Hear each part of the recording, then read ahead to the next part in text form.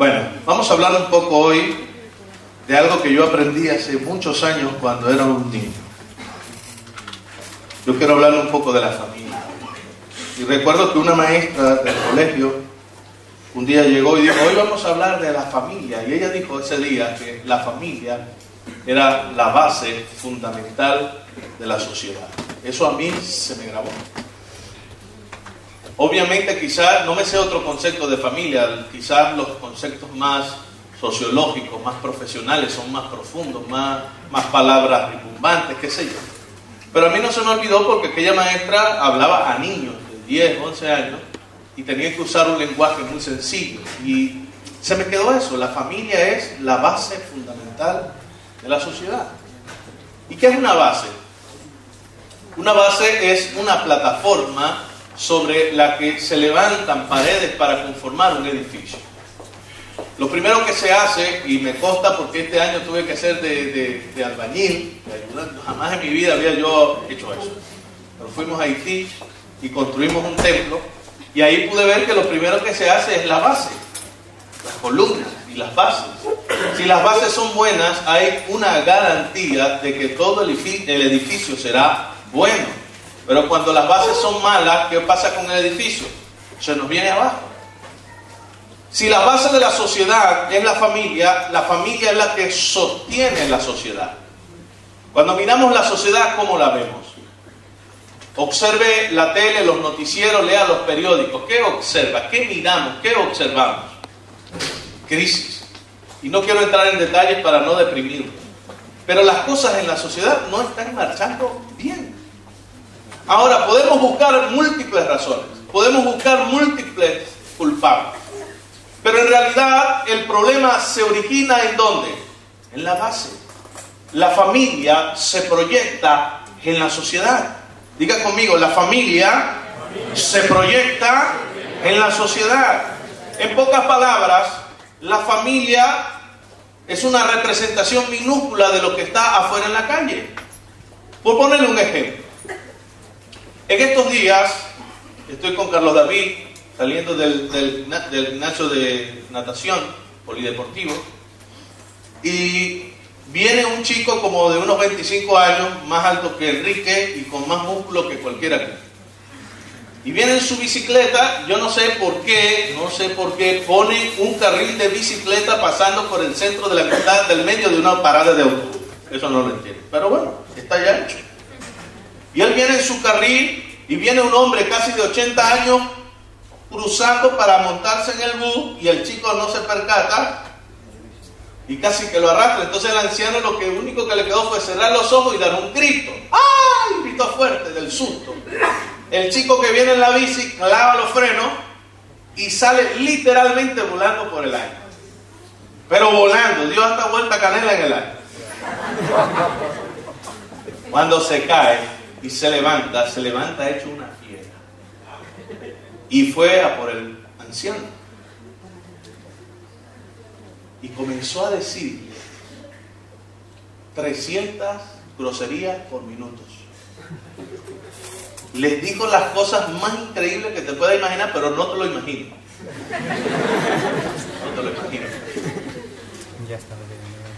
Y varias veces, tenía tanta rabia que varias veces empuñó la mano y le hacía así al anciano.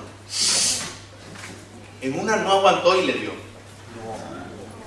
Pero le iba a dar con el puño, así que cuando ya le iba dando, abrió la mano para no golpearlo tan duro, pero le dio. Y se metió otra anciana, más anciana que este anciano. Y le dijo, muchacho, ¿qué tú haces? Y el hombre se volvió y también iba por ella. Yo estoy viendo todo esto y casi que me da un infarto. Yo dije, no me meto porque uno de los dos sale muerto. Creo que yo era el que me iba a morir.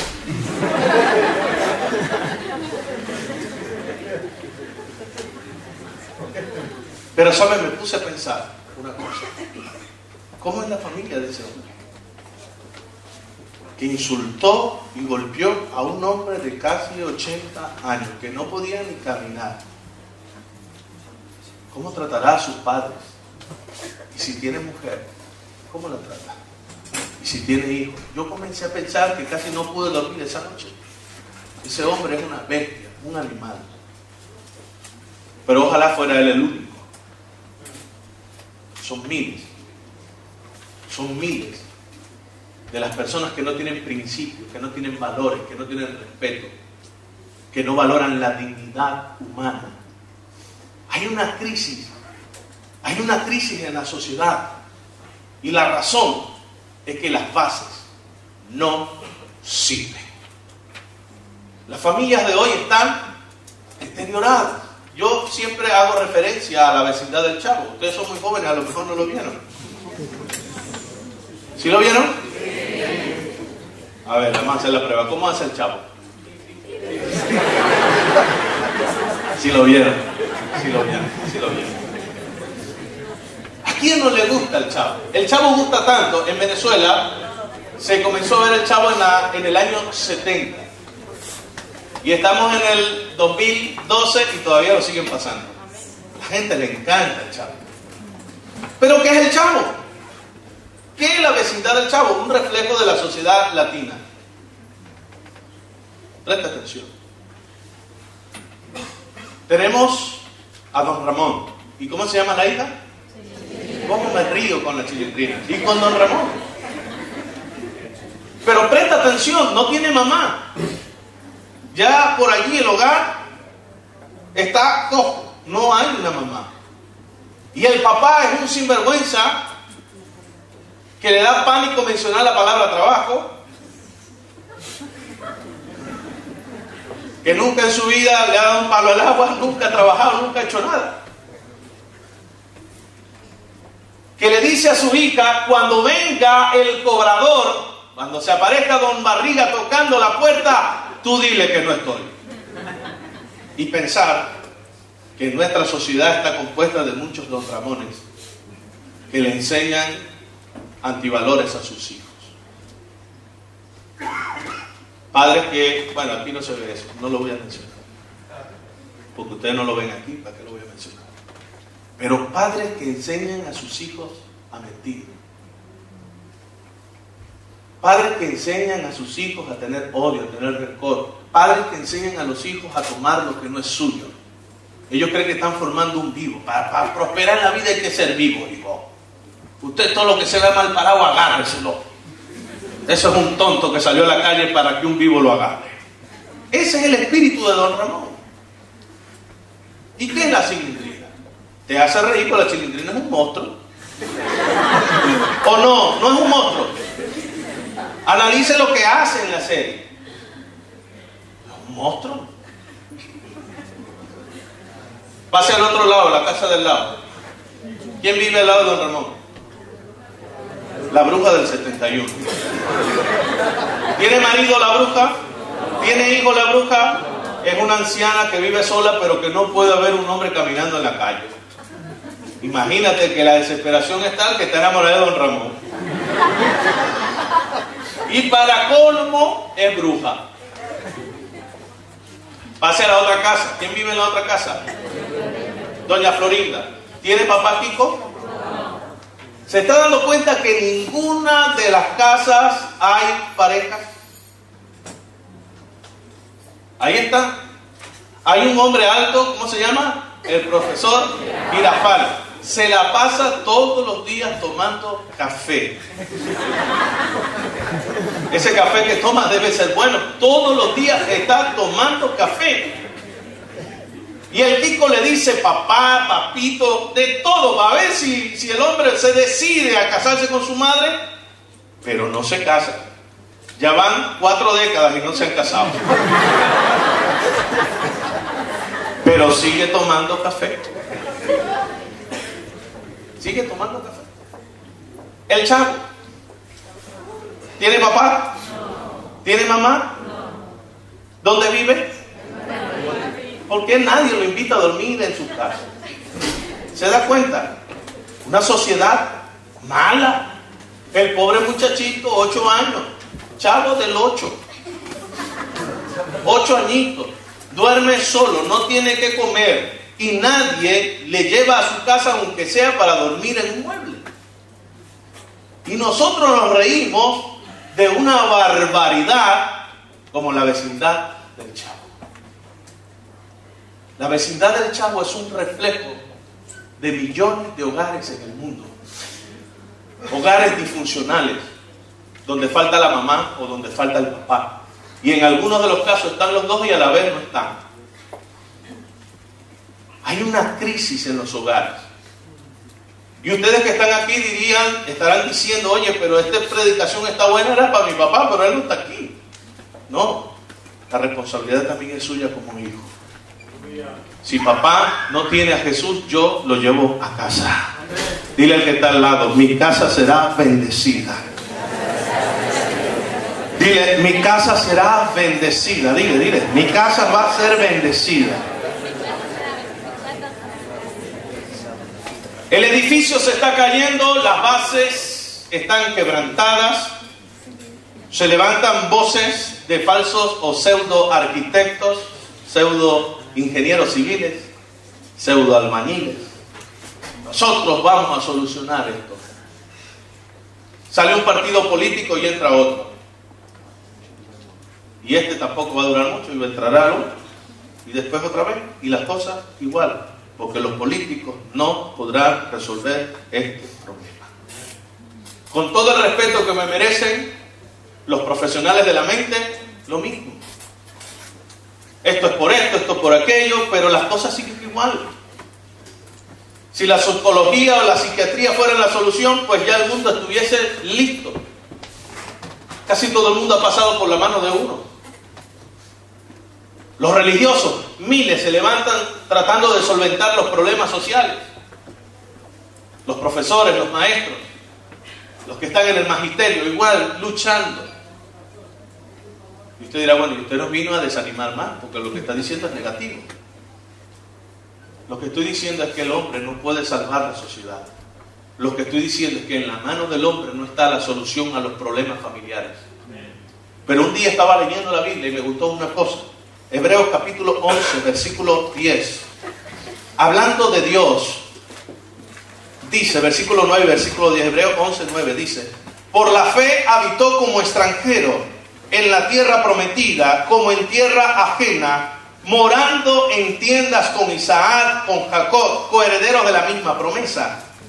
Porque esperaba la ciudad que tiene fundamentos, oye bien, porque esperaba la ciudad que tiene como fundamento, cuyo arquitecto y constructor es Dios.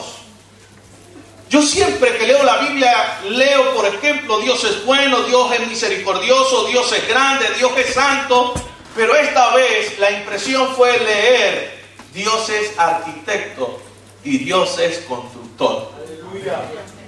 Así que tenemos ahora mismo un edificio arruinado, un edificio cayéndose en pedazos, un edificio feo por fuera y feo por dentro, un edificio con bases deterioradas, socavadas, filtradas. Pero la palabra declara también que Dios es arquitecto y que Dios es constructor. Y cada vez que leo Hebreos capítulo 11, versículo 9 y versículo 10, declaro que hay esperanza para la familia y que hay esperanza para la sociedad, porque el mejor arquitecto y el mejor constructor del mundo está con nosotros en esta noche. Dios es el único que puede ayudarnos. Yo no sé su historia. Yo no conozco su historia. Yo no conozco su familia. Yo no conozco lo que vives. Yo no conozco lo que pasa en tu vida luego que sales de este lugar. No sé si puedes hablar con orgullo de tu casa, de tu familia, de tu ascendencia. No lo sé. Pero lo que sí me atrevo a decir en este lugar es que Dios puede cambiar la historia de tu familia.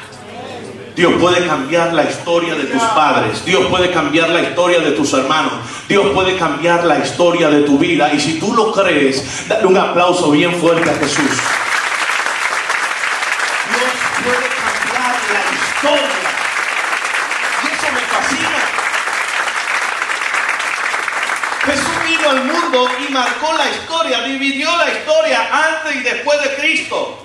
Aunque hoy los ateos están luchando por borrar ese concepto de la historia. Pero eso está allí. Y aunque se levanten y aunque digan lo que quieran decir, los libros que están impresos seguirán diciendo antes y después de Cristo. Porque cuando Jesús llega a tu historia personal, la divide en dos partes. Cuando Jesús llega a tu vida y llega a tu familia, la divide en dos partes. Yo no sé qué puedes decir hoy de tu familia. No sé qué puedes decir hoy de tu ascendencia. Quizás habrán cosas que no te llenen de orgullo. Quizás habrán cosas que quisieras venir con un spray y borrarla y sacarlo de tu subconsciente y no acordarte más de ello. Quizás habrán cosas de tu familia que te puedan avergonzar. Quizás habrán recuerdos dolorosos que no quieras recordar. Pero hoy estoy aquí para decirte que Dios puede cambiar tu historia. Puede haber un antes y puede haber un después. En Cristo hay esperanza. Él es arquitecto y es constructor. Él es especialista en transformar la sociedad y en arreglar las bases. Dile que tienes al lado, Dios quiere bendecir tu familia. Dile, Dios quiere bendecir tu familia. Génesis capítulo 28, versículo 14. Hay una promesa que Dios le hizo a Abraham. Abraham es el padre fundador del pueblo de Israel. Y una de las primeras promesas que Dios hace a Abraham, y una de las primeras promesas que podemos encontrar en las Sagradas Escrituras, es la que está en Génesis 28, versículo 14. Y dice de la siguiente forma: será tu descendencia como el polvo de la tierra, y te extenderás al occidente y al oriente, al norte y al sur. Y mira esta parte: y todas las familias de la tierra. ¿Estás leyendo conmigo? Y todas las familias de la tierra. Levanta tu mano y di: ahí está la mía. Dígalo: ahí está la mía. Cuando yo diga y todas las familias de la tierra, usted dirá: ahí está la mía. Y todas las familias de la tierra serán benditas en ti y en tu simiente. A mí me alegra leer esta promesa, porque no hay ni una sola promesa que Dios no cumpla.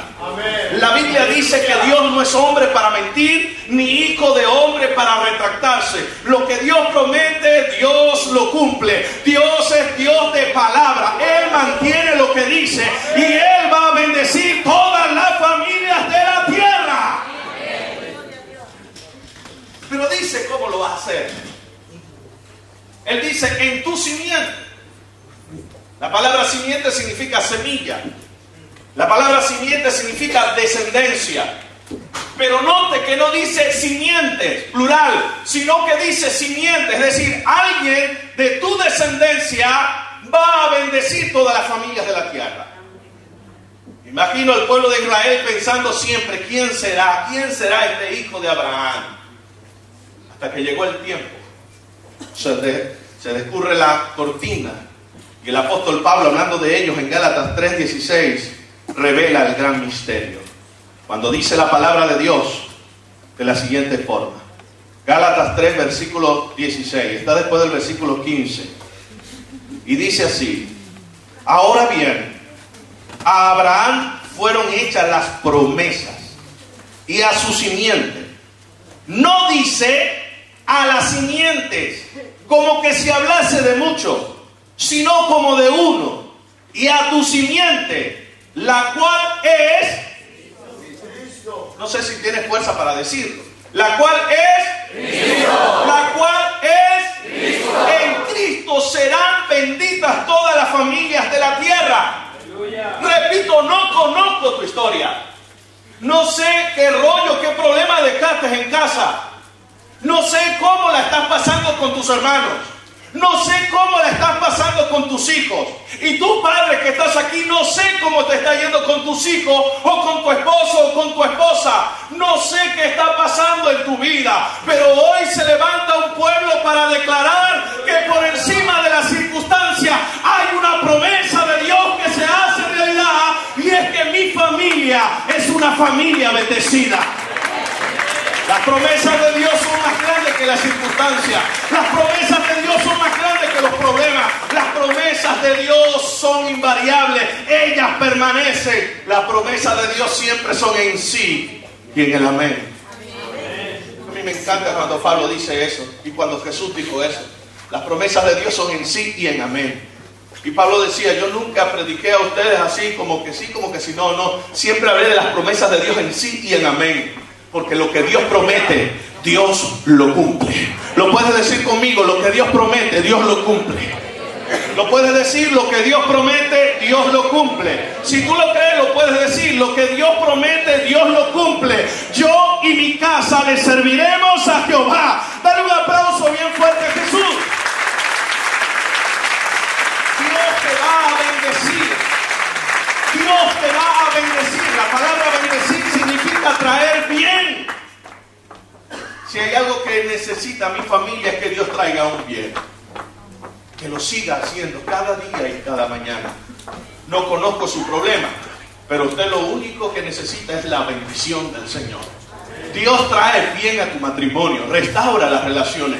Dios trae bien sobre sus hijos que están apartados y que están pecando en la calle y haciendo las cosas que tú nunca les enseñaste. Lo que necesita es que la bendición de Dios los alcance. Y en esta noche vamos a orar que donde quiera que esté la mano de Dios los alcance. Quizás tú, joven que estás aquí, tus padres no son cristianos, pero eso no significa que la historia de tu familia no pueda cambiar. Dios te hace una promesa a ti también en esta noche y Dios puede alcanzar a tus padres donde quiera que estén. Mi familia será una familia bendecida. ¿Lo puedes decir? Amén. Dile al más feo que esté cerca de ti, Dios bendice tu familia.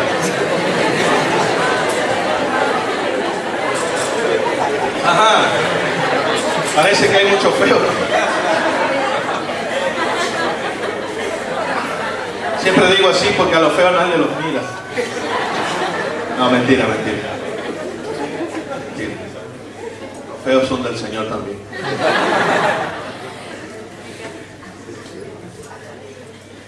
Lucas capítulo 19. Los panzares están aquí, Dios los bendiga. Yo también tengo que decirle a alguien. Vale. Lucas 19. ¿Lo tienes? Lucas capítulo 19. Hay una historia allí que quiero leer con ustedes. Un hombre llamado, ¿cómo se llamaba ese hombre? ¿Cómo? Zaqueo. ¿Cómo se dice?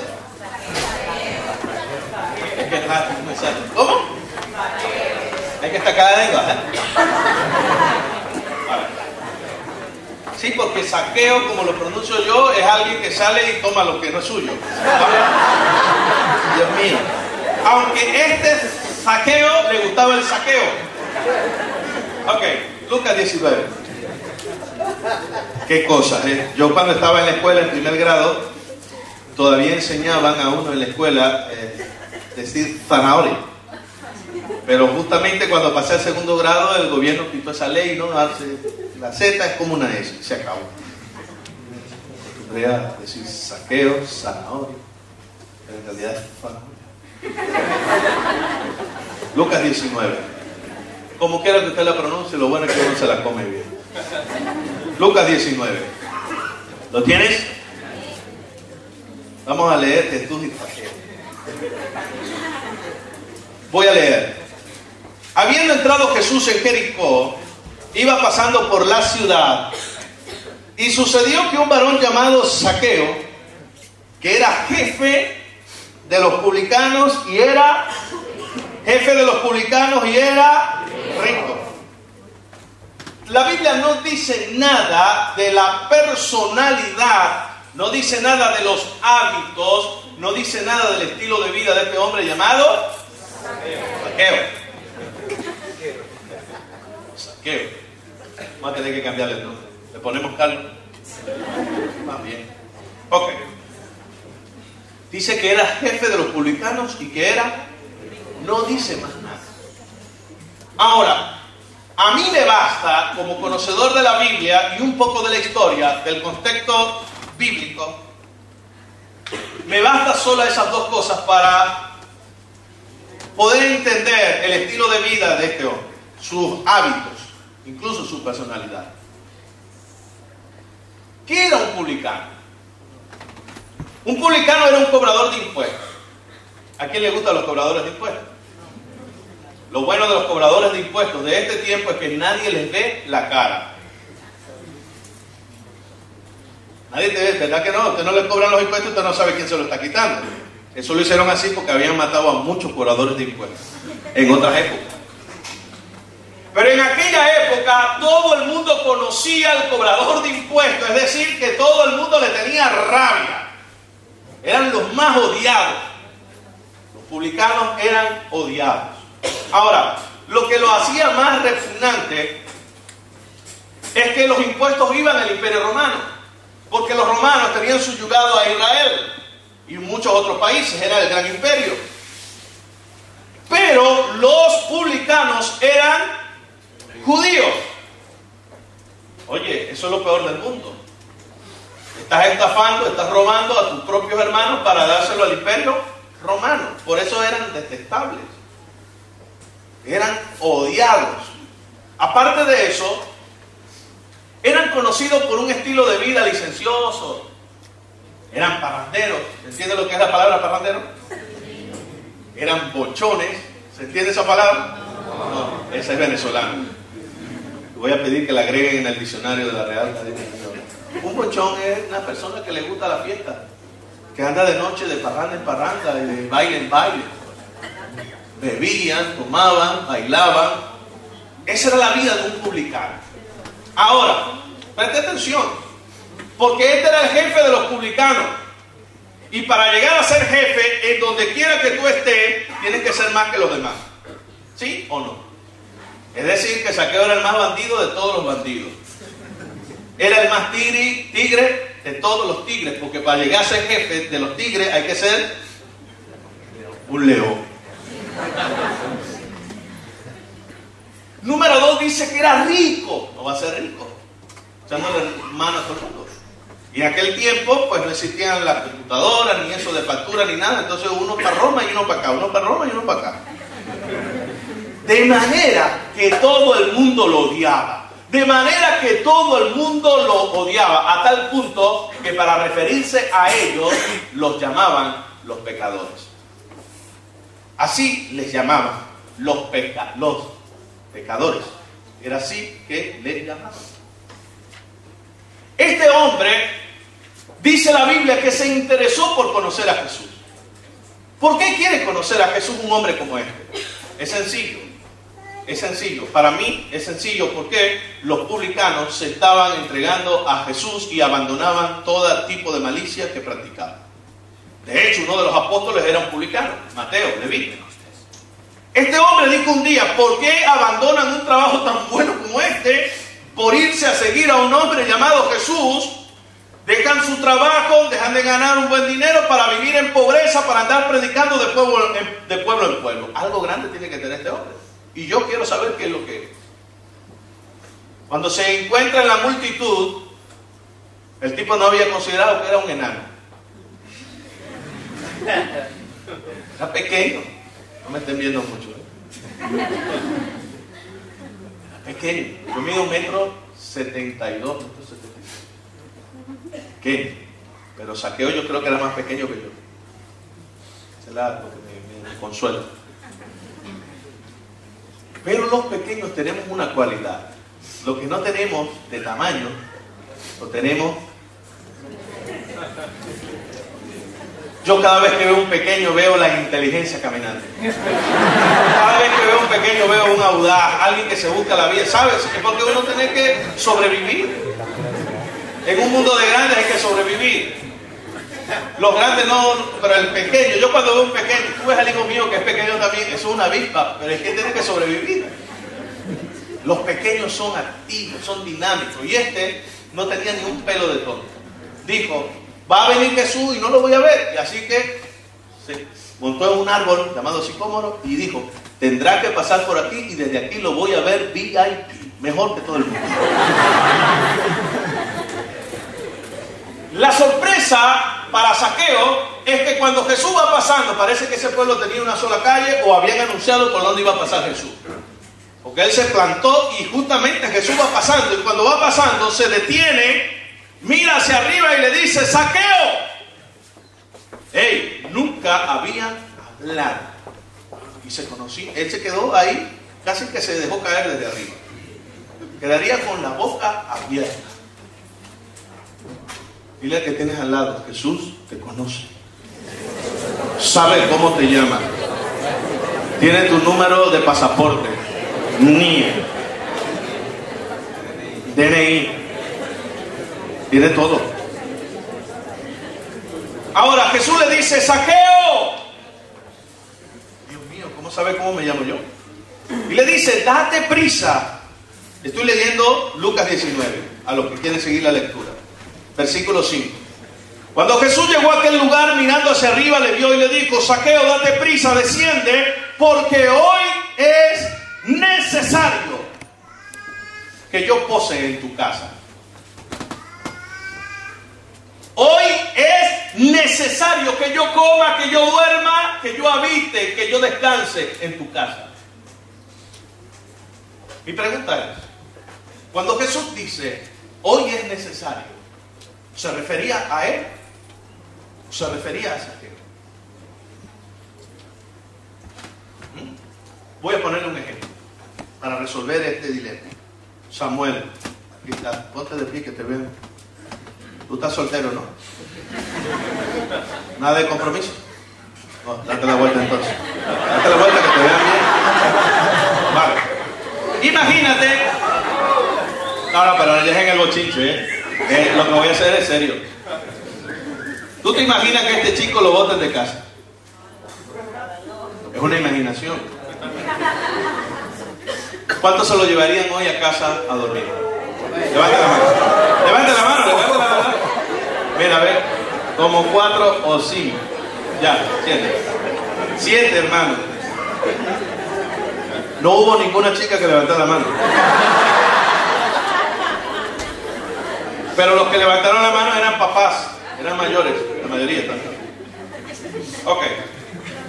Este hombre le ha tocado el corazón a 7 personas y se lo pueden llevar. Así que no tienes problema si te votan. ¿Por qué hago esto? Porque cuando Jesús dice, hoy es necesario que venga a tu casa, ¿cree usted que era por Jesús? Por Dios, si 7 familias se quieren llevar a Pansardi, Jesús le daba vista a los ciegos, los paralíticos caminaban, los locos quedaban cuerdos, los endemoniados quedaban libres, multiplicaba los panes y los peces. ¿Quién no se lo quiere llevar a casa? Cuando Jesús dice hoy es necesario, no lo decía por él, a él le sobraba ¿dónde? Dormir. Sobre todo después del milagro de los panes y de los peces. Todo el mundo. Cuando él dice es necesario que pose en tu casa, no lo dice por él. La necesidad era de Zaqueo, como es una necesidad para ti en esta noche. Si hay algo que tú necesitas, es llevar a Jesús a tu casa. Si hay algo que tú necesitas, es que Jesucristo tome el control de tu familia. Quizás no te sientas tan aludido porque no eres jefe de familia. No, ya ese es el problema de papá. Ya él es el que... o de mamá. No. Si tú eres el que viniste a este culto, la responsabilidad es tuya. Tú tienes que llevar a Jesús a casa. Yo he estado hablando con hombres en las iglesias. Cuando les pregunto por qué estás convertido, me dice, por mi hija de 5 años. Porque mi hija comenzó a ir a la iglesia con 5 años. Y la maestra de escuela dominical enseñándole la lección, y después llegaba la niña y repetía las cosas en casa. Y el papá fue tocado y terminó en la iglesia. No es cuestión de edad. No es cuestión de tamaño. No es cuestión si eres mayor de edad o eres menor de edad. Es cuestión de que Jesús esté en tu corazón. Es cuestión de que estés impregnado de la gloria de Dios. Y cuando lleves a Jesús a tu casa, así como cambia tu vida, también cambiará tu familia. Dale un aplauso fuerte al que murió por ti en la cruz del Calvario. Porque llegó el tiempo del cambio. Llegó el tiempo que tu familia será transformada por el poder de Dios. Donde Jesús está, hay cambio. Puedes decirlo conmigo. Donde Jesús está, hay cambio. Vuelvo otra vez a Lucas 19. Entonces descendió a prisa, versículo 6, y le recibió gozoso. Presta atención, Jesús se autoinvitó. Yo quiero dormir en tu casa. Una cosa es lo que tú quieras y otra cosa es lo que yo quiera, porque la casa es mía. ¿Sí o no? Jesús era medio venezolano. Se anda invitando todo el tiempo solo. A uno no le hace falta que lo invite, uno se aparece. Así que si usted ve a Javier por ahí apareciéndose en todos lados, eso es normal. Eso es normal. Así somos. Aparecidos. Jesús dice, yo quiero posar en tu casa. Una cosa es lo que Jesús quiere y otra cosa es lo que Zaqueo quiere. En esta Biblia dice que Zaqueo descendió a prisa. Aleluya. Y le recibió gozoso. ¿Sabe lo que eso significa? Que Zaqueo también quería. Yo quiero que Jesús vaya a mi casa. Yo no sé si tú quieres que Él esté en casa. ¿Tú lo quieres también? Cuando Jesús va con él a casa, versículo 7, al ver esto, todos murmuraban, diciendo que había entrado a posar con un hombre. No dijeron un publicano, no dijeron un rico, dijeron un... Porque así los llamaban. Los publicanos eran lo peor de lo peor. Eran ricos, pero eran lo peor de lo peor. ¿Cómo hace Jesús en la casa de ese hombre? Ahora bien, observe lo que dijo Zaqueo. Zaqueo se levanta, dice el versículo 8. Entonces Zaqueo, puesto en pie, dijo al Señor: he aquí, la mitad de mis bienes les doy a los pobres. Cuando uno lee ese versículo en su contexto, a veces no lo entiende. ¿Por qué? Porque si lo único que tú tienes en el bolsillo son 10 euros, la mitad de 10 es 5, y unos 5, bueno, toma. Pero recuerdo que Zaqueo era rico, y la mitad de una riqueza es mucha. Aleluya. Ahora bien, ¿por qué Zaqueo no lo dio todo? ¿Cree usted que Zaqueo estaba dispuesto a darlo todo, o fue que nada más estaba dispuesto a darle la mitad?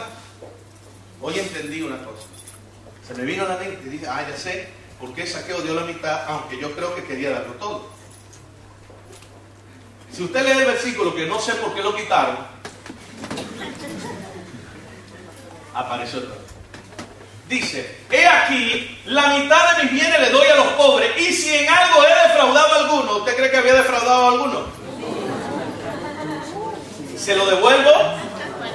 Por eso no dio todo lo que tenía, porque él sabía que tenía que pagarle a más de uno. Ahora bien, lo que quiero destacar es algo. Zaqueo cambió. Sus prioridades cambiaron. Lo importante para él ahora no era la riqueza, no era el estilo de vida, ni los placeres del mundo. Estaba dispuesto a perderlo todo. Eso es una señal inequívoca de alguien que ha tenido una experiencia con Jesús. Si alguien me dice que ha tenido un encuentro con Jesús y sigue siendo el mismo, perdónenme, pero hay que preguntar si ese Jesús era Pérez o era Rodríguez. Pero si es Jesucristo, cuando alguien se consigue con Jesús de verdad, hay un cambio, un bendito cambio. Y ese hombre cambió sus prioridades. Ya no era el dinero, ya no era la fama, ya no era su carrera, ya no eran sus placeres. Lo dejó todo porque entendió ese día que Jesucristo era el pan de vida. Entendió ese día que Jesús era la luz del mundo. Entendió ese día que Jesús era lo más grande que le había podido pasar en toda su vida. Ahora bien, Zaqueo está en su casa. Él ha cambiado. ¿Por qué Jesús quería ir a su casa? Pregunto, ¿cuántas veces ve usted en la Biblia que Jesús le dice a alguien que quiere ir a su casa? Piénselo. Y ayúdenme a ver si se me escapa algo. Ahí está Nelson, que lee la Biblia bastante. ¿Hay otro caso, Nelson? Yo creo que no. En mi mente ahora mismo no viene. ¿Por qué a Zaqueo le dijo que sí? Yo quiero ir a tu casa. Solo yo encuentro una razón, porque Jesús no era interesado. Jesús no le importaba dormir donde sea. Él dijo, el Hijo del Hombre no tiene ni dónde recostar su cabeza, así que no era por dormir en una mejor cama esa noche, o por comer pavo en lugar de, qué sé yo, iguana. Que había iguana allá en Jerusalén, no lo sé. ¿Por qué quería ir a la casa de Zaqueo? Repito, no era por su bienestar. Yo creo que Jesús vio en Zaqueo una necesidad familiar. Y Dios no solo quiere tratar contigo. Dios no solo te quiere salvar a ti. Dios no solo quiere romper tus cadenas. Dios no solo quiere sanar tu cuerpo. Dios no solo quiere bendecir tu vida. Aleluya. El deseo de Dios es que tu bendición baje a todos y cada uno de los miembros de tu casa. Por eso Jesús le dice a Zaqueo, es necesario que yo esté en tu casa. Al principio te dije la calidad de vida de este hombre, cómo estaría su matrimonio. La Biblia tampoco lo dice, pero creo que no marchaba muy bien, porque donde está Dios, las cosas no marchan tan bien. ¿Cómo era su relación con los hijos? Un hombre tan ocupado en el trabajo, cobrando impuestos y robando a otros. Un hombre que vivía para el placer, para la fiesta, para la vida nocturna. ¿Qué tiempo tenía para los hijos? Todo era crisis, todo era una ruina. Pero cuando Jesús quiere restaurar y cuando Jesús quiere salvar, quiere que la bendición de Dios llegue a toda la familia. Porque recuerden que en Cristo, la simiente de Abraham, serán benditas todas y cada una de las familias de la tierra. Dile que tienes al lado, tu familia va a ser bendecida. Dile, tu familia va a ser bendecida. ¿Se lo dijiste? Ahora dígaselo a otro que no se lo haya dicho. Dile, tu familia también será bendecida.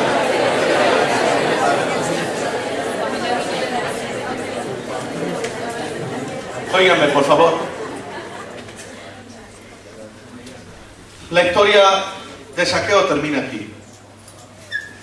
En el versículo 9, Jesús, la de Zaqueo termina aquí, pero mi predicación no.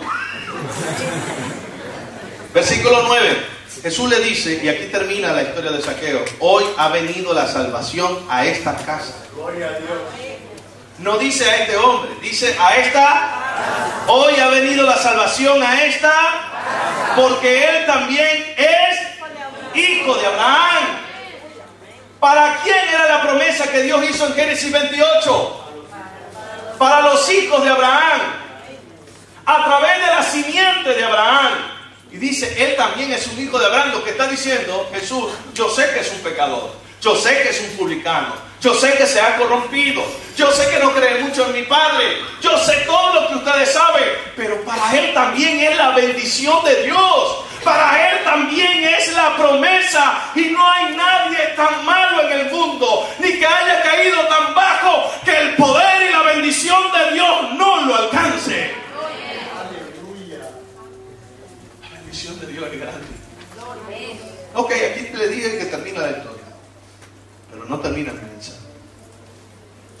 Tampoco voy a durar mucho más, hasta las 10:30.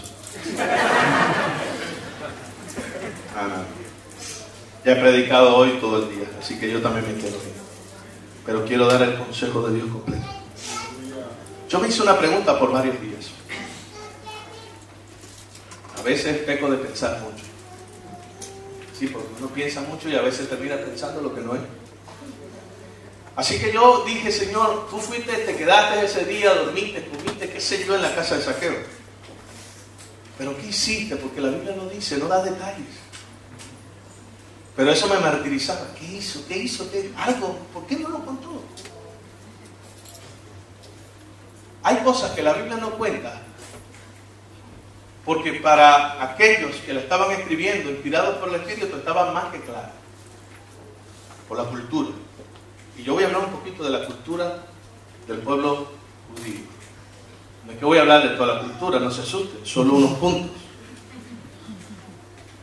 Cuando yo estaba pensando, alcé mi mirada así y vi un libro en mi biblioteca que se llama Uso y Costumbres del Pueblo Judío. Se lo recomiendo. Porque hay versículos de la Biblia que tú no entiendes hasta que no entiendes la cultura. Y te vas a dar cuenta cuando yo comience a leer. Por ejemplo, yo me preguntaba qué pasó en la casa de Zaqueo. No dice la Biblia, repito, no dice la Biblia qué pasó o qué hicieron. Pero por ejemplo, si tú visitas mi pueblo en Venezuela, tú no necesitas decirme a mí que te dieron café en alguna casa. No necesitas. Pero yo sabré que tomaste café. ¿Por qué? Porque lo primero que se hace en Venezuela cuando alguien va a una casa, lo primero, ¿no es así, hermano Ivón? Cuando ustedes Lo primero, cuando yo te visito a ti en tu casa, lo primero que vos me dices, hermano, ya no me quiero un cafecito. Que eso es lo de nosotros. Visitar un argentino, un paraguayo. Yo sé que tomó mate, lo hicieron tomar mate, pobrecito. Eso lo sé yo. Estos días estaba en Madrid, me invitaron a una iglesia de todos eran paraguayos. Impresionante. Todos iban a la iglesia con un termo en un abrazo y con el otro la cuestioncita esa de... ¿Sí? Eso es cultural. Yo no necesito, si tú me dices, dormí una semana en casa de un paraguayo, yo no necesito que me digas que te dieron mate, yo lo sé. Yo lo sé, por la cultura lo sé. Ahora, ¿cuál es la cultura de este pueblo? ¿Cómo trató Zaqueo a Jesús? ¿Y qué cosas hizo Jesús? La cultura nos ayuda a entender. Lo primero que se hace cuando un huésped llega a una casa, ¿sabe lo primero que hace el hombre en la puerta de la casa? Lo primero que dice es, la paz de Dios sea sobre todos los que viven aquí. Eso es lo primero.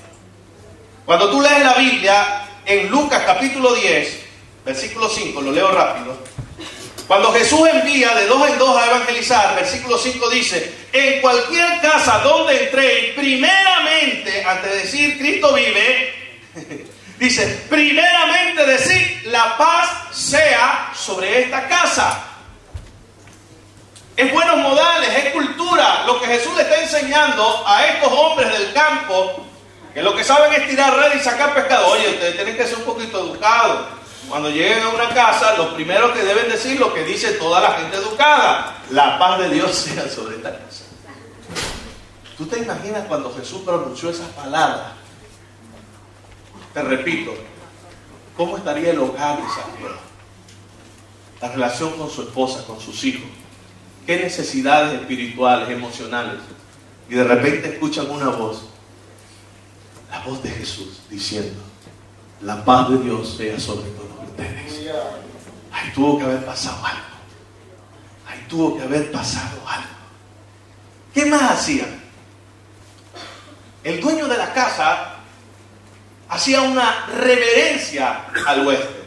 Esto todo en la puerta. ¿Saben lo que es una reverencia? Hacían algo como esto.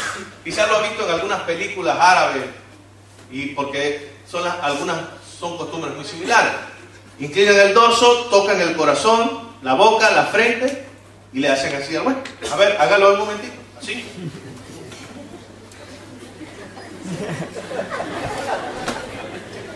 Cuando llega un hermano a la casa, le hace así. Es decir, ¿qué doctrina es esa que están enseñando? Pero bueno, repito, no es nuestra cultura, es la cultura de ellos. Quizás, si ustedes son jóvenes y alguien viene a tu casa, voy a la casa de aquí de mi amigo Galde, ¿para qué más, Galde? ¿Cómo está todo? Bien. Claro, eso es. Esa es la forma de nuestra cultura. Pero la de ellos no, la de ellos era... ¿Qué significa eso? ¿Sabe lo que significa? Mi corazón, mi voz y mis palabras y todos mis pensamientos están rendidos delante de ti. Yo quisiera que tú pudieras imaginarte a Zaqueo y a su mujer y a sus hijos reverenciando a Jesús en la puerta de la casa. ¿Sabes qué otra cosa le hacían? Quitaban el calzado. Eran especies de sandalias, se llenaban mucho los pies de tierra, de polvo. Y traían agua y le lavaban los pies. Si tenían esclavos, los esclavos lo hacían. Si no tenían esclavos, lo hacía la misma gente, dueña de la casa. A un huésped hay que lavarle los pies. Le daban un beso. Ponte aquí, Samuel, para hacer un ejemplo. Pero no te voy a dar un beso. Esa no es mi cultura. Pero algo así. Ellos llegaban y ponen la mano derecha en el hombro derecho y le daban un beso. Luego ponía la mano izquierda en el hombro izquierdo y hacía lo mismo. ¿Ya? Ya para que te sigas sentando de primero. El beso es como para nosotros el apretón de mano. O un abrazo. Son más cálidos, un abrazo. ¿Qué más hacían? Lavaban los pies, le daban un beso, le ponían aceite sobre la cabeza. Ahora, ¿la Biblia habla de esto? Sí. Acompáñame por favor a Lucas 7. Jesús predica y está dentro de la casa de otro hombre llamado Simón, era un fariseo. Pero este fariseo no respetaba a Jesús. Y mira lo que Jesús le dice, porque este hombre vio como una mujer pecadora entró y se postró a los pies de Jesús y dijo, si este supiera quién es esta mujer, no se dejaría tocar. Mira lo que Jesús le dijo. Versículo 44. Y vuelto a la mujer, le dijo a Simón, ¿ves esta mujer? Entré en tu casa, le dice Jesús a Simón, entré en tu casa y no me diste agua para mis pies. Mas esta ha regado mis pies con lágrimas y los ha enjugado con sus cabellos. No me diste beso, mas esta desde que entré no ha cesado de besar mis pies. Versículo 46, no ungiste mi cabeza con aceite. ¿Se da cuenta que era algo cultural? Él estaba reclamando a la persona que lo estaba hospedando en casa que él llegó, no me lavaste los pies. Llegué a tu casa y no me diste un beso. Llegué a tu casa y no jugaste mis cabellos con aceite. Ahora, ¿cree usted que Zaqueo lo trató así? Como Simón. Es que me lo imagino, lavándole los pies, poniendo los mejores aceites sobre su cabeza. Y usted dirá, ¿y qué significa eso para mí? Dos cosas. Lleva a Jesús a tu casa y sírvele. Amén. Y adórale. Cuando tú le adoras en casa, estás poniendo aceite sobre su cabeza. Te quiero decir algo que quizás va a ser una revolución en tu corazón. Muchas veces la mente nuestra de cristiano moderno está en circunscribir el servicio y la adoración al templo. Sí, yo le sirvo al Señor en la iglesia. Cuando no estás en la iglesia, ¿le sirves? Sí, yo le canto. Hay gente que canta, pero cuando está en la casa canta otra cosa. Está la vida loca. Es ello. Óigame, jóvenes que están aquí, lleven a Jesús a casa. Cuando lo lleves a casa, adóralo. Que la gente escuche tu adoración en casa. Y que el servicio a Dios no se limita al templo. Yo puedo servir a Dios también en casa. Si hay algo que está atravesando mi mente ahora mismo, es trasladar la iglesia a mi casa. Es hablar como hablo en la iglesia, hablar en casa. Se arreglarían muchas cosas, ¿verdad? ¿Cómo hablamos en la iglesia? Habla así igual en tu casa. ¿Cómo trato a la gente en la iglesia? Trata así a tu esposa y a tus hijos en casa. ¿Cómo le sirvo a Dios? Sírvele también en casa. Era lo que estaba haciendo Zaqueo. Mira otra cosa que se hace en la cultura. Todo esto lo tengo anotado en este libro que te estoy diciendo, Uso y Costumbres Judías. Llegaban, después de toda esta ceremonia, llegaban y le traían un vaso con agua. Y el que lo recibe se lo toma. Para imaginarme solo por eso. Y usted dirá, ¿y eso qué tiene que ver? Resulta que en esa cultura, el dueño de la casa te saliera con un vaso con agua, estaba diciendo una cosa: eres bienvenido. En aquella cultura, cuando alguien visitaba o se acercaba a la tienda o a la casa y no veía que sacaban agua, ya él decía, me tengo que ir, no eres bienvenido. Por eso la Biblia dice que el que le dé un vaso con agua a uno de mis siervos, yo le daré una recompensa de profeta. Si nosotros leemos ese versículo en nuestro contexto occidental, es muy fácil, me la paso regalando agua a todo el mundo. Me traigo 100 envases de agua, los reparto aquí, mira, me llevo 100 bendiciones a casa. Pero no es eso lo que significa ese versículo. Cuando la Biblia dice, el que le da un vaso con agua a uno de mis siervos, lo que está diciendo, el que abre su puerta, el que abre su casa para dar la bienvenida a alguien que me sirve, yo le voy a dar una recompensa de profeta. Aleluya. El vaso con agua era la señal de bienvenida. Ahora yo me imagino que la mujer de Zaqueo iba a sacar una copita con un vasito con agua y Zaqueo le dijo, no, a este hay que sacarle el cántaro completo. Que se sienta súper invitado a casa. ¿Qué otra cosa hacían los judíos en ese tiempo? Servían una comida. Después del vaso con agua, vamos a comer. Eso es llegando. Oye, qué bueno sería que uno llegara a la casa y de una vez le sirva la comida. Ahora, nuestra cultura es otra cosa. Usted me dice, hermano Yélamo, le provoca ahí antojito, comerse un pollito así, con unas arepitas, tal, y unos patacones, y un sancochito, y un bistecito. A mí ni me interesa quién es usted, ni cómo se llama. A lo mejor nunca, pero yo le digo, vamos hermano, y en el camino nos conocemos. Yo lo haría. ¿Sí? Usted me invita, yo no lo conozco, pero si me habló de sancocho y de arepitas y cosas, yo voy. ¿Sí o no? ¿Ha comido usted con un desconocido alguna vez? Eso a nosotros no nos importa. Total, lo importante es comer. Pero para esta gente, no. Yo tengo un amigo libanés, árabe. Un día me dice, Yélamo, hoy hay un evento especial en casa, pero no te puedo invitar. Y yo digo, ¿no eres mi amigo? Sí, tú eres mi amigo, pero no eres amigo de mi familia. Y nosotros no podemos dejar que alguien se siente a la mesa que no sea amigo de todos los que estamos. Y tú eres amigo mío, pero no eres amigo del resto.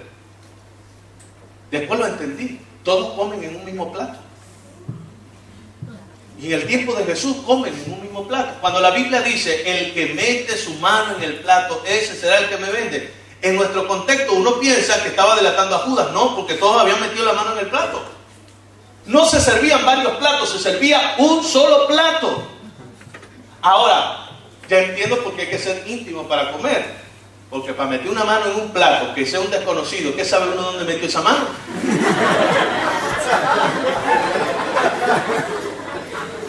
Ahora, cuando uno conoce a la persona, no importa que las manos estén sucias, ¿qué voy a hacer?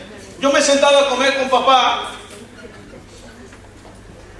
y me ha faltado un cubierto, una cuchara, y se agarra la cuchara y se la saca de la boca y me la da. ¿Qué voy a hacer? Es mi padre. Venga, papá, me la como. Pero si me la da usted, se me cierra el estómago. Y es muy probable que le diga que se me quitó el hambre. Eso es intimidad. Diga conmigo, intimidad. Y para esta cultura los que comen son íntimos. Por eso Apocalipsis 3:20 dice, Él toca la puerta y llama.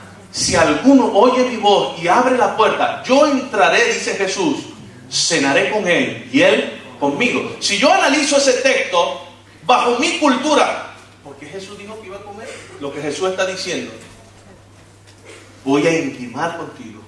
Aleluya. Y sobre todo la comida tiene un significado simbólico, un pacto. Por eso cuando los gabaonitas engañaron al pueblo de Israel diciendo que era un pueblo de lejano, le dieron comida, hicieron un pacto comiendo. Y cuando tú comes con una gente, estás haciendo un pacto. Por eso en aquellas culturas la gente no come hasta que no sella bien el pacto y leen lo que están pactando, porque saben que después que coman hay un juramento. Aleluya. Ese día Zaqueo comió con Jesús, su mujer y sus hijos. Gloria a Dios. Hicieron un pacto de fidelidad a Dios. Hicieron un pacto de fidelidad. Comieron juntos. ¿Saben qué otra cosa hacen? Me quedan dos cositas más. ¿Qué otra cosa hacen? Eso me llamó a mí la atención.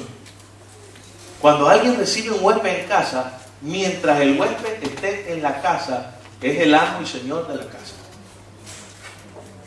Diametralmente opuesto a nuestra cultura. Usted va a mi casa y usted va al último cuarto. Y no se le ocurra criticarme nada. Y coma lo que yo le pongo en el plato. Si se me pone exigente, lo despacho. ¿Es verdad o es mentira? Esa es la cultura nuestra. En mi cultura, en mi país, dicen que los muertos hieden a los 3 días. Ya a los 3 días la gente dice, bueno, ya como que es hora de volver a casa. Que las vacaciones están en... Es así. Es nuestra cultura occidental. Cuando la gente llega a hospedarse unos días en casa, todo el mundo alegre, todo el mundo fiesta. ¡Ay, qué bueno que estás aquí! A los 4 días, cara seria. Cuando tú ves esa cara seria es que ya es la hora de hacer maletas. Pero en aquella cultura es todo lo contrario. El que llegaba de huésped prácticamente se convertía en el centro de atracción. Se comía lo que él quería comer. Vivían al lado de él preguntándole: ¿qué quieres? ¿Qué hacemos? Tú eres el que manda, tú eres el que dice. Y en vez de el que se está hospedando decir gracias, nunca decía las gracias porque era un deber del que le hospedaba. El que le hospedaba más bien le decía: ha sido un placer servirte. Nosotros al contrario, le damos y uno se queda diciendo: y no va a decir gracias. Me come las habichuelas, me come el arroz, me come el pollo y no me dice gracias. Es un sinvergüenza. Pero ellos es otra cosa. ¿Estamos entendiendo lo que es la cultura? Es un poco enredado. Pero yo lo que quiero es reconstruir lo que probablemente, no estoy diciendo que sea así, pero muy probablemente ocurrió ese día con Zaqueo y Jesús. Zaqueo tuvo que decirle a Jesús: tú mandas en mi casa. Y ese es el verdadero sentir del altar familiar. Que le podamos decir a Jesús: tú eres Dios también aquí. Amén. Porque a veces pensamos que Él es Dios aquí y allá ando yo. Yo voy pensando, así como los locos, diciendo: hay gente que viene aquí, este lugar es la casa de Dios. ¿Es la casa de Dios o no es la casa de Dios? Entonces, bueno, Señor, en tu casa yo hago lo que tú quieras, pero en la mía tú haces lo que yo quiero. Y tenemos al Señor ahí en el cuartico del trastero. Aquí se hace, algunos dicen: aquí se hace lo que yo mando. Entonces tú eres el centro de gobierno de tu casa. Aquí se ve en la tele lo que yo quiero ver. Tú eres el Señor y amo. Jesús se mete en el cuarto. En mi casa se hace lo que yo mando. Entonces tú eres el que manda. Pero en aquel tiempo las cosas eran distintas. Mandaba el huésped. ¿Saben qué otra cosa hacían que me impresionó? La hora de dormir. Era de mala educación dejar dormir solo al huésped. Así que lo llevaban a la habitación más grande, lo acostaban cómodamente en el centro y toda la familia dormía alrededor de él. Todos, hijos, hijas, mujer, hombre, todo el mundo. Era lo más caluroso, amable que se podía hacerle a un huésped. En pocas palabras, el huésped era el centro de atracción de casa. Yo quiero ser a Jesús el centro de mi casa. Amén. Dentro de aquella cultura había algo más, llegaba la hora de la despedida. ¿Han leído usted el libro de Jueces cuando el levita tomó a su mujer y se iba y el dueño de la casa le decía: no te vayas? Era por cultura, no es que el de la casa era fastidioso, ¿no? No pienses eso. Porque si tú lees ese pasaje, el hombre cada vez que agarraba a la esposa y se iba, llegaba el suyo y decía: que no te vayas, que espérate la comida. Entonces se esperaban a la comida y después le decían: ya se hizo tarde, quédate y vete mañana. Y entonces al día siguiente le sacaba el desayuno y quédate para el desayuno. Y así no lo dejó ir en 3 días. Uno lo lee así y dice: pero qué suegro más pesado. Pero en realidad todo el mundo lo tenía que hacer, porque era parte de la cultura y de los buenos modales, insistirle al huésped que se quedara en casa. Yo no quiero dejar a Jesús salir de mi casa. Aleluya. Levanta tu mano y adóralo. Gloria a Dios. Yo quiero que Jesús se quede en casa siempre. Amén. Yo no quiero que Jesús salga de casa, que ahí se quede. Que se quede conmigo, que se quede con Carlos, que se quede con Génesis, que se quede con Milari, que se quede conmigo, que sea el rey de casa, que sea el centro de nuestra casa, de nuestra familia. Yo quiero que Él se quede conmigo. Ese es el verdadero altar familiar. Que Jesús se pasee en casa, que la presencia de Dios esté en casa. Aleluya. Yo me imagino a Zaqueo. ¿Se imagina usted todo lo que disfrutó Zaqueo ese día? Jesús en casa. Gloria a Dios. Pónganse en pie, por favor. Amén. La presencia de Jesús es real. Pero déjalo ser Jesús en casa. Déjalo ser Señor en tu casa. Lávale los pies. Sírvele en casa. Haz una extensión de la iglesia, tu casa. Sírvele a Dios en tu casa, no solo en la iglesia. Derrama aceite sobre su cabello a través de la adoración, de la oración, del clamor.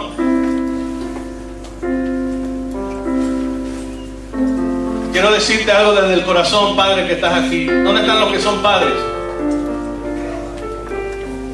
Hoy más que nunca es difícil levantar una familia. Pero si Jesús está en casa, recuérdate, las cosas cambian. Amén. Si hay problemas con los hijos, con la esposa o con el esposo, si hay dificultades, si hay problemas de cualquier tamaño, de cualquier color y de cualquier naturaleza, si Jesús está en casa, las cosas van a cambiar. Aleluya. Haz de tu casa un altar. Haz de tu casa la presencia de Dios manifiesta. Una cosa es cuando el hijo, que ya es mayor de edad, llega a la hora que quiere, llega a las 2 de la mañana y quizás tú no te has ido a dormir esperándole. Pero cuando abre la puerta te ve a ti viendo Duro de Matar 4. Y dice, papá, yo también la quiero ver, a mí me gusta. Pero otra cosa es que cuando abre la puerta te encuentra arrodillado, orando por él. Eso le va a partir el corazón, ¿sabes? Porque va a ver a papá orando. ¿Cuántas veces nos ven nuestros hijos orar al día? Quizás suena religioso lo que estoy diciendo, pero yo estoy claro en lo que estoy diciendo. No es religión, es vida. Mis hijos tienen que ver en mí la presencia de Dios. Amén.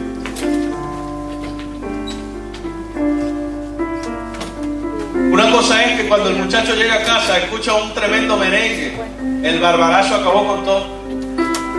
Pero otra cosa es que cuando entra a casa consiga un himno como este y vea a los demás que están allí adorando a Dios con libertad.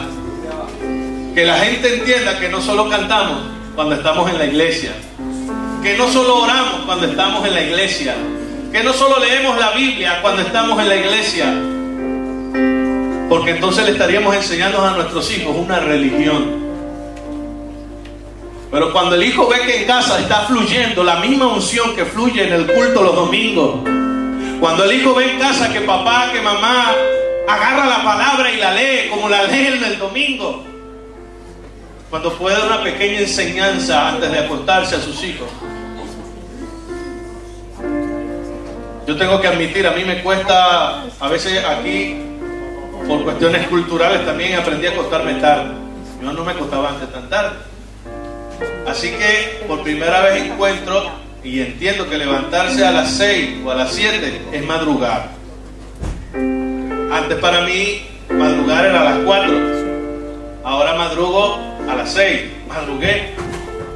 Y tengo una hija de 14 años que sabe prepararse el desayuno y vestirse e irse a la escuela. Yo sé que ella lo sabe.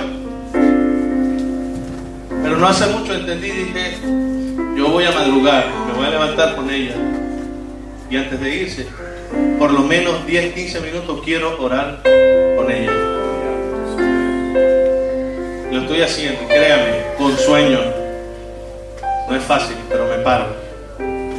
Que me gusta, a veces me gustaría quedarme mejor durmiendo. Pero yo tengo que enseñarle a mis hijos que la fe no es una cuestión del templo, que la casa también es un lugar donde puede arder la presencia de Dios. Yo quiero ser como Zaqueo, convertirme completamente, pero también quiero llevar a Jesús a casa. No solo que arregle mi corazón, quiero que arregle el corazón de mi casa. No solo que reine en mi vida, quiero que reine en mi casa.